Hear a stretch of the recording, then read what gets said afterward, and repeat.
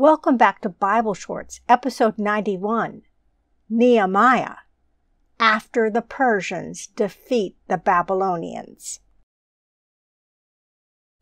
We've been learning how the Babylonian king Nebuchadnezzar finally gave up trying to work with puppet kings in Jerusalem and burned its temple and royal palace and broke down the city walls.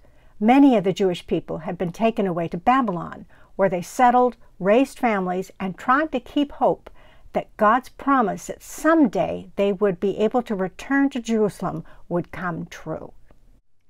Then, around 50 years after the destruction of Jerusalem, a king from Persia named Cyrus invaded the Babylonian Empire in 539 BCE and routed the Babylonian army in battle near OPPC.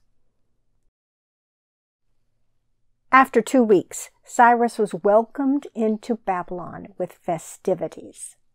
Not long after his conquest of Babylon, Cyrus commissioned a building inscription to be written in his name.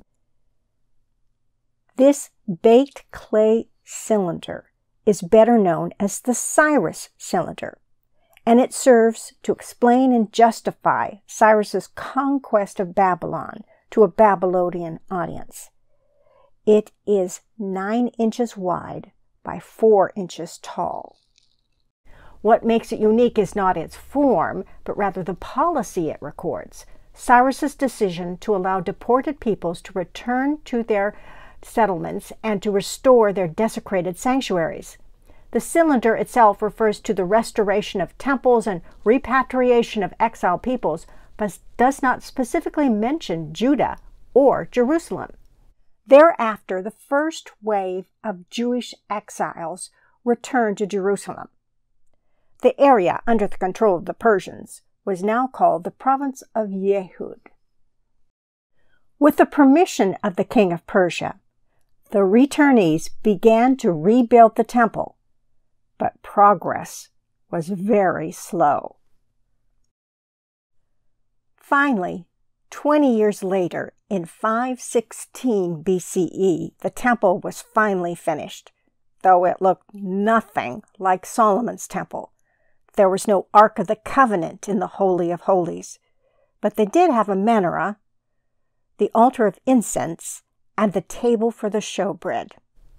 Then another 70 years passed, and a new governor from Persia will arrive, whose name is Nehemiah. Who was Nehemiah? Nehemiah was from a family who had been exiled to Babylon. He worked in the palace of the current Persian king Artaxerxes in his palace in Susa. He was the king's cupbearer, an important man in charge of everything the king ate or drank.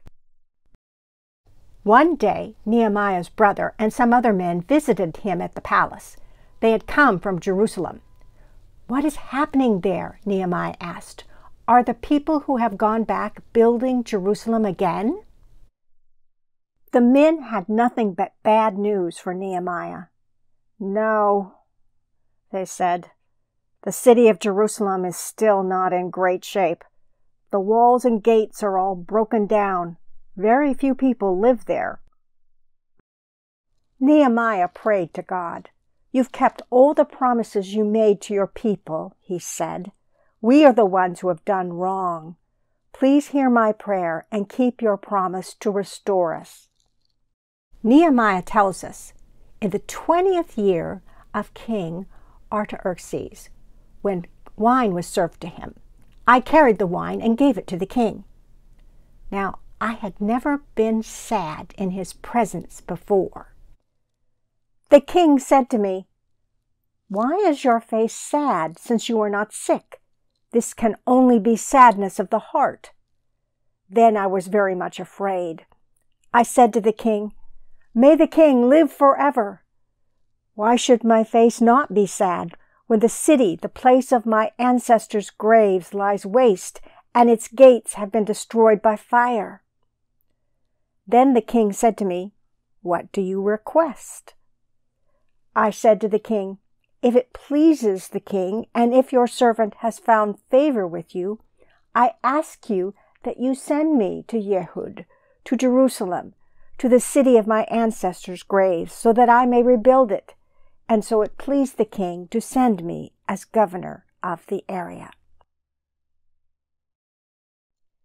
And the king granted me what I asked, for the gracious hand of my God was upon me.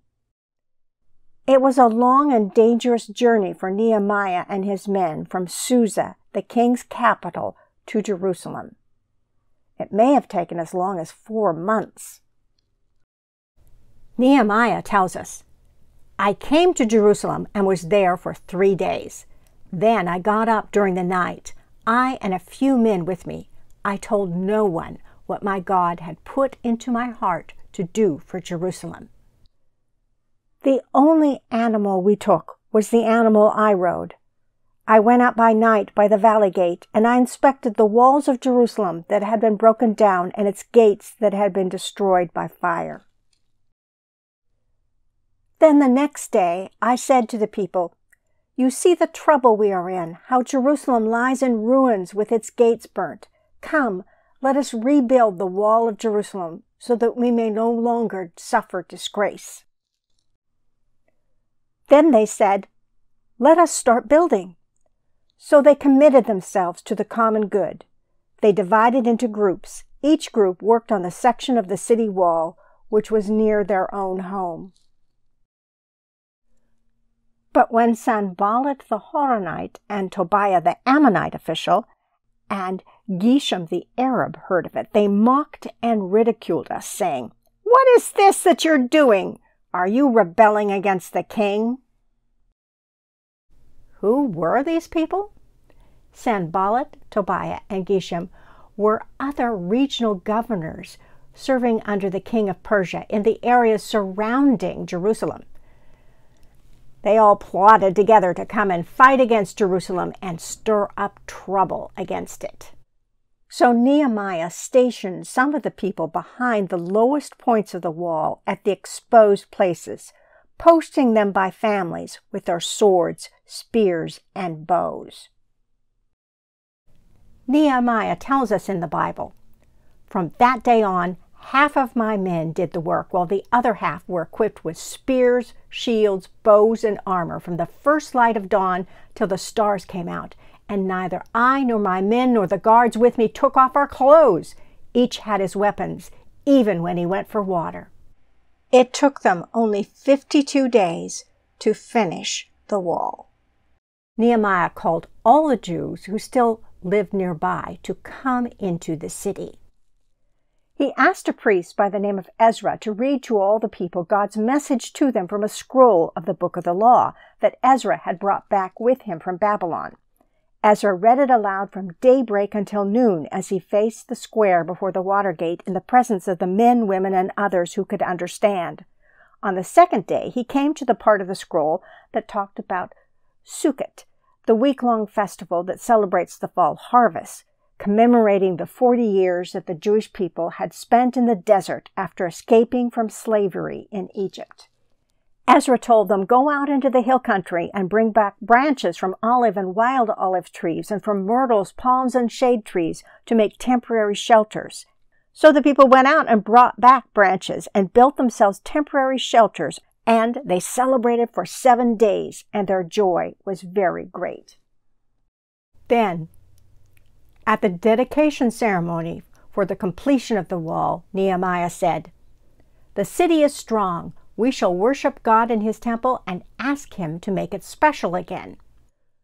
So all the people went up the steps to the top of the city walls. They blew trumpets and, singing at the top of their voices, as they walked, everyone outside could hear them praising God.